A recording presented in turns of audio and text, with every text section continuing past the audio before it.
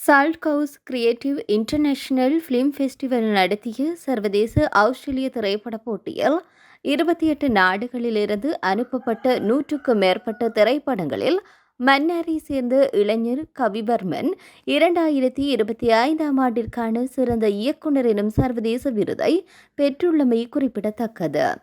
கடந்த வருடம் மடுமை தக்கர் திரைப்படம் வெளியாகி உள்ளூர் ரீதியில் பல்வேறுபட்ட பாராட்டுகளை பெற்றிருந்த நிலையில் தற்போது சர்வதேச ரீதியிலும் பாராட்டை பெற்றுள்ளது. தற்கொலை எந்த பிரச்சினைக்கும் தீர்வாகாது எனும் கதைக்கருவை மையமாக கொண்டு உருவாக்கப்பட்ட குறித்த திரைப்படம் கடந்த வருடம் மென்சன் சினிமா திரையரங்கில் வெளியிடப்பட்டிருந்தது. விமர்சன ரீதியாக பல்வேறு தரப்பட்ட மக்களின் பாராட்டுகளை குறித்த குறும்படம் பெற்ற நிலையில் Salt House creative international film festival நடத்திய போட்டியில் சிறந்த இயக்குநருக்கான விருதை தன்வசப்படுத்தியுள்ளார்.